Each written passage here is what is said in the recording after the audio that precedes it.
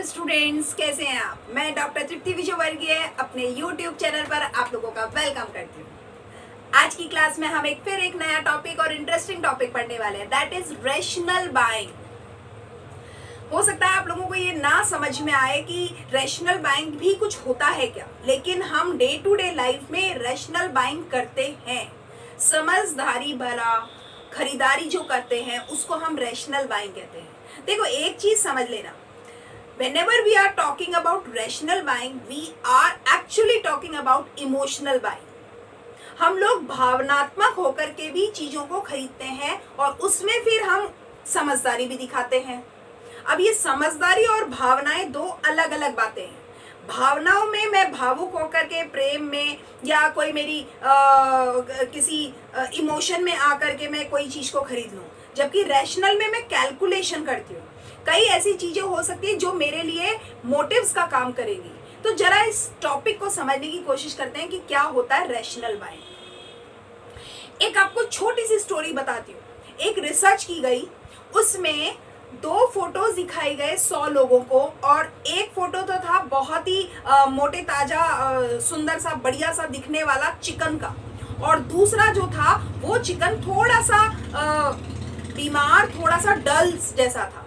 उन 100 लोगों में से 50 लोगों के ग्रुप को ये कहा गया कि ये जो पहला फोटो है ये नेचुरल चिकन है और ये बहुत ही हेल्दी है, लेकिन टेस्ट इसका थोड़ा सा कम होगा। दूसरा ये और बताया गया कि ये जो दूसरे वाला फोटो है, उन्हीं 50 लोगों को ये बताया गया ये जो दूसरे वाला फोटो है ये इंजीनियर्ड है ना, इसको बनाया गया है और इसमें टेस्ट बहुत ज्यादा है, लेकिन ये हेल्थ वाइज थोड़ा सा कम है।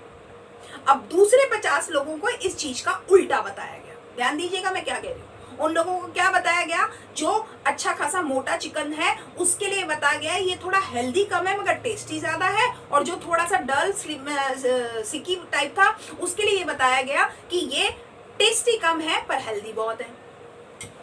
अब ये देखा गया कि व्हाट दे आउट, क्या चूज करते हैं, and the researchers were so surprised कि सभी लोगों ने वो जो मोटा ताजा अच्छा सुंदर दिखने वाला चिकन था उसको ऑप्ट किया, और उनसे इसके रीजन पूछे गए तो ध्यान दीजिएगा क्या कहा। पहले ग्रुप ने ये डिसीजन दिया कि जी हमारे लिए हेल्थ प्रायोरिटी रखती है, टेस्ट इतना प्रायोरिटी नहीं रखता, इसलिए हमने इस वाले चिकन को चूज किया। और दूसरे वाले ग्रुप को, जिसको ये कहा गया था कि जी इसका जो टेस्ट है वो बहुत अच्छा है लेकिन ये थोड़ा हेल्दी कम है, तो उन लोगों ने भी इसी को चूज किया। और उनका लॉजिक क्या था, उन्होंने कहा अजी टेस्ट हमारे लिए हेल्थ से ज्यादा बढ़कर है, हम खाने पीने वाले लोग हैं, जवान का टेस्ट है, हमें तो वही चाहिए, हेल्दी दूसरी चीजें खा लेंगे, इसको तो कम से कम जो स्वादिष्ट है उसको खा लें। अब आप ध्यान दीजिएगा, अब अगर इसके पीछे के लॉजिक को समझे तो उन्होंने किस बेस पे ये निर्णय लिया होगा। उन्हीं 100 लोगों ने, सब ने यही ऑप्ट किया, जो हेल्दी चिकन था, मोटा ताजा चिकन था, उसको उन्होंने चूज किया। एक्चुअली उन लोगों ने अपने अपने रैशनैलिटी को यूज किया। किसी ने कहा ना ना ना हेल्थ बहुत इंपॉर्टेंट है, और किसी ने कहा अजी हेल्थ कोई दूसरी चीजें खा लेंगे, अभी तो टेस्ट का मामला है, टेस्टी चीजें खा लें। इसका मतलब जैसा चीज दिख रही थी हम उस तरह के लॉजिक्स अपने आप को बता देते हैं, अपने आप को हम सेटल कर लेते हैं। बिल्कुल यही होता है, हमारे लिए चीजों का लुक बहुत इंपॉर्टेंट है, हाउ दे लुक्स। तो यहाँ ये जो मामला है ना, ये हमारी रैशनैलिटी को कनेक्ट करता है। अब रैशनैलिटी है क्या, इसको समझो। Rationality actually based on one's thought and judgement. हर एक का अपना अपना जज करने का एक तरीका होता है, हर एक का अपना अपना एक विचार होता है। मैंने आपको ये एक्सपेरिमेंट क्यों बताया है, ताकि आपको ये बात समझ में आए कि एक हेल्दी चिकन के लिए भी आप हेल्थ को हाईलाइट कर सकते हो। अगर आप लोगों को ये बताया जाता है कि ये हेल्दी है, टेस्टी कम है, तो आपको पसंद यही करना है। तो आपने कहा अजी साहब हम तो हेल्दी चीजें खाते हैं इसलिए हम ये पसंद कर रहे हैं। और दूसरे लोगों को जब ये कहा गया ये थोड़ा हेल्दी कम है लेकिन टेस्टी बहुत है, तो उन्हीं लोगों ने ये भी पसंद कर लिया और ये कहा अजी साहब टेस्टी चीज खानी चाहिए, नॉन टेस्टी या टेस्टलेस चीजों को खाने का क्या मतलब है। मतलब दोनों ही ग्रुप ने अपने अपने जजमेंट, अपने अपने थॉट्स रख लिए, चूज वही किया जो दिखने में अच्छा था। पॉइंट ये है। दूसरा, made on testing, comparing and observing. हमेशा रैशनल बाइंग हम किस चीज पे बेस्ड करते हैं, किस चीज के ऊपर बेस्ड बनाते हैं, हम टेस्ट के हिसाब से, टेस्टिंग कर लें, हम उसको जांच लें, हम उसको कंपेयर कर लें, दो चीज़ों का, दो से ज़्यादा चीज़ों का, और ऑब्जर्व कर लें, उसको हम देख लें the product keenly in terms of, पूरी ध्यान से देख लें किन कॉन्टेक्स्ट में, प्राइस, क्वालिटी और ड्यूरेबिलिटी। हम ये देख लें कि प्राइस के हिसाब से वो कौन सा कैसा दिख रहा है, क्वालिटी के हिसाब से कौन सा कैसा है, उसका कंपैरिजन कर लें, और ड्यूरेबिलिटी के हिसाब से ये ऑब्जर्व कर लें कि कौन ज़्यादा अच्छा चलेगा। इसके बेस पे हम अपने रैशनल डिसीजंस ले लेते हैं। और एक बात बता दूं, ये रैशनल डिसीजंस एज के साथ बहुत ज़्यादा जुड़े हुए हैं। हम जब रैशनल डिसीजन लेते हैं तो उन रैशनल डिसीजन में हम कभी भी अपने आप को गलत मानते ही नहीं है। मेरा सोचना अगर किसी चीज़ के लिए अच्छा है, ये वाला है, तो मैं उसके लिए कुछ अलग लॉजिक दे दूंगा, और अगर मैं ये सोचता हूँ कि ये चीज़ मेरे लिए अच्छी नहीं है तो मेरे पास में तब भी लॉजिक्स होंगे।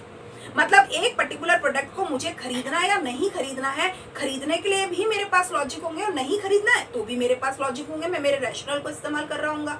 तो यहाँ पॉइंट यही है कि एज के साथ हमारी रैशनलिटी बहुत ही पुख्ता हो जाती है, और हम ये मानते हैं हमारी समझदारी वाले निर्णय कभी गलत हो ही नहीं सकते। We are not ready to accept the things कि we are taking irrational decisions, right. तो ये जो चीज़ है मार्केटर बहुत अच्छे से समझता है। इस मार्केटर को ये पता होता है इमोशनली चीजें प्रेजेंट करो और उनके रेशनल्स को एजिटेट करो, स्टिमुलाई करो, people will ready to accept the things. यही है हमारा पॉइंट। तो अब बात समझो, जब हम लोगों की बात करते हैं कि लोग रैशनल डिसीजंस किस वजह से लेते हैं, तो कई कारण होते हैं। रैशनल डिसीजंस लेने के कारण जो होते हैं, एक कई बार होता है हम प्रॉफिट को देख रहे होते हैं, कई बार हम सिक्योरिटी को देख रहे होते हैं, कई बार हम उसकी यूटिलिटी को देख रहे होते हैं, कभी कभी हमारा जो कॉशंस है, हमारी चेतावनियां है, वार्निंग है, वो बहुत काम करती हैं, और कभी कभी हेल्थ फैक्टर भी बहुत बड़ा काम करता है। तो अब अगर हम इसकी बात करें तो अब थोड़ा सा ये समझ लेते हैं कि अगर मोटे मोटे तौर पे हम मान लें कि किस तरह के डिसीजंस लोग लेते हैं, तो हम ये मान रहे हैं कि 8 तरह की बातें होती हैं जब लोग डिसीजंस लेते हैं। अब 8 तरह की कौन सी ऐसी बातें होती है, जरा सुनो। लोग कहते हैं कि ये 8 कौन कौन सी बातें हो सकती हैं। सबसे नंबर 1 ड्यूरेबिलिटी।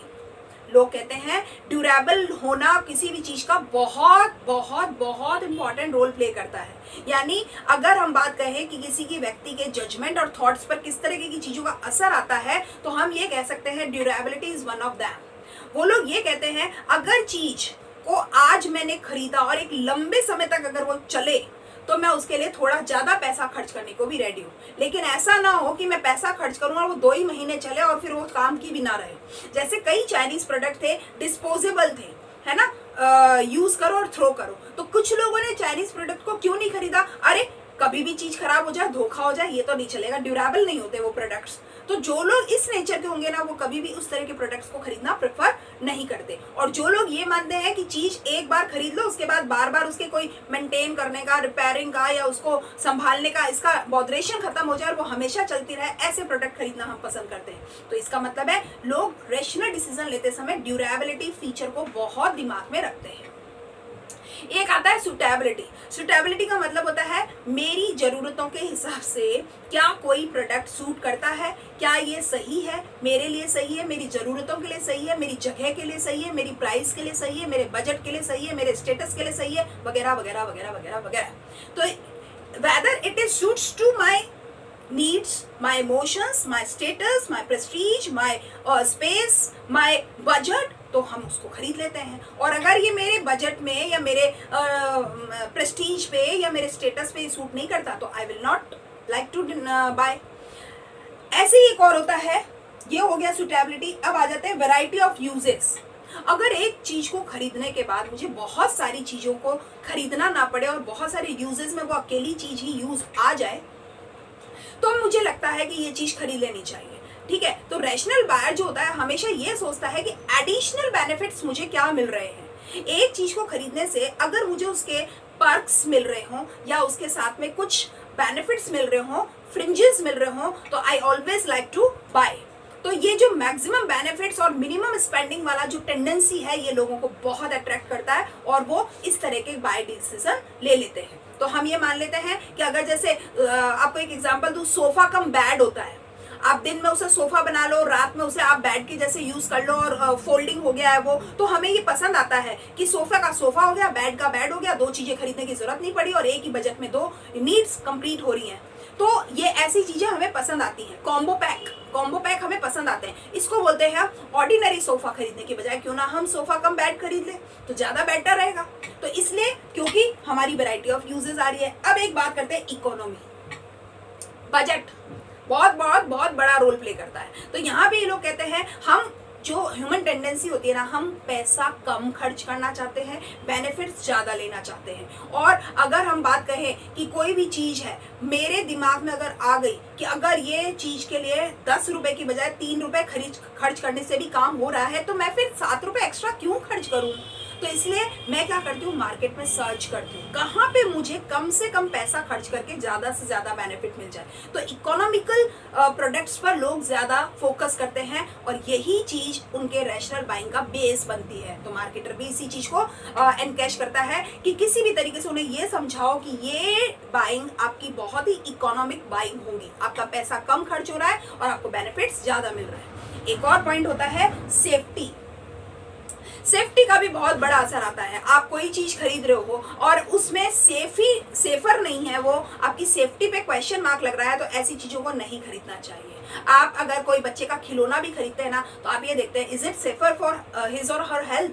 अगर उसकी हेल्थ पे कोई तकलीफ होने वाली हो, कोई परेशानी आने वाली हो, तो हम उसे नहीं खरीदेंगे अगर हम रैशनल बाइंग की बात कर रहे हैं तो। और अगर मैं इस तरफ ध्यान ही नहीं देता हूँ कि भाई सेफ्टी पॉइंट ऑफ व्यू से उसका क्या लॉजिक है, तो फिर मैं हो सकता है खरीद भी लूँ। तो यहाँ पे कई बार हम मेडिसिन खरीदते समय, कई बार हम इलेक्ट्रॉनिक आइटम्स खरीदते समय, या कई बार हम जब सर्विसेज लेते हैं, इंश्योरेंस सर्विस हो सकती है, सेविंग बैंक अकाउंट की सर्विसेज हो सकती हैं, या अगर हायरिंग लॉकर्स वगैरह होते हैं बैंक में जो लॉकर लेते हैं, उन सब की अगर हम सोचें कि क्या मेरा पैसा, क्या मेरा जेवर वहाँ बैंक के लॉकर में सेफ है कि नहीं है, अगर सेफ है तो मैं ऐसे बैंक लॉकर की सुविधा लेना पसंद करूंगा, नहीं तो नहीं करूंगा।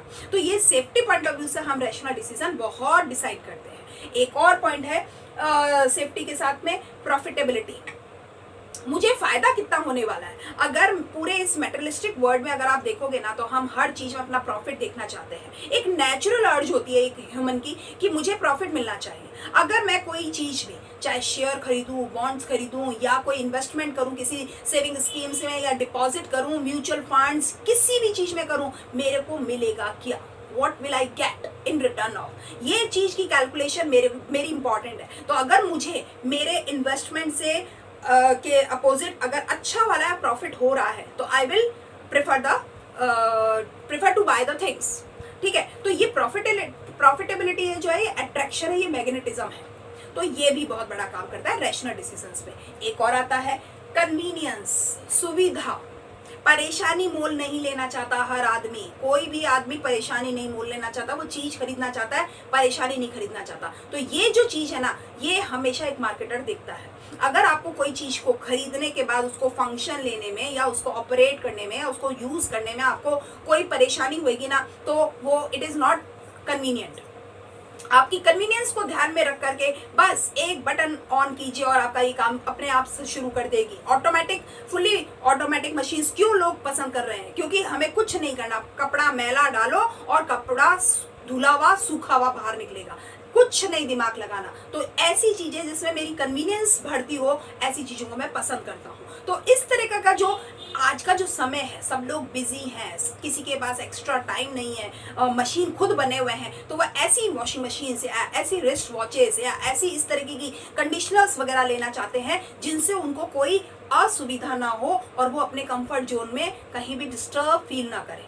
इस तरह की चीजों को लोग खरीदना पसंद करते हैं। एक और आता है क्यूरोसिटी, जिज्ञासा कहते हैं इसको।